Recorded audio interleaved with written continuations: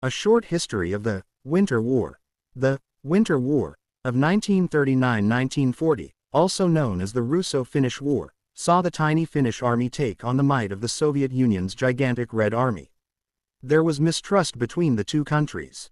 Finland believed the Soviet Union wanted to expand into its territory, and the Soviet Union feared Finland would allow itself to be used as a base from which enemies could attack. Finland declared itself neutral at the start of the Second World War, but the Soviet Union demanded concessions. Finland delayed, using the time to mobilize its army and seek help from Sweden and the Western Allies, including Britain and France, but with little success. A fake border incident gave the Soviet Union the excuse to invade on the 30th of November 1939. The Red Army was ill-equipped, poorly led, and unable to deal with the Finnish terrain and winter weather. Though small and under-resourced, the Finnish army was resilient, well-led, and was able to use knowledge of the terrain to good effect. Despite the overwhelming odds, Finland resisted for 3 months with little outside assistance.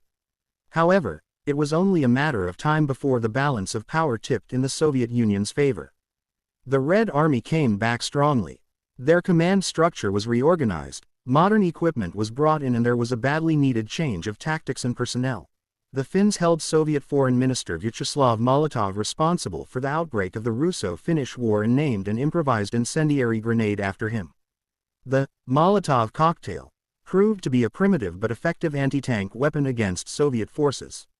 By early February 1940, the Finnish army was exhausted and their defensive lines eventually overrun.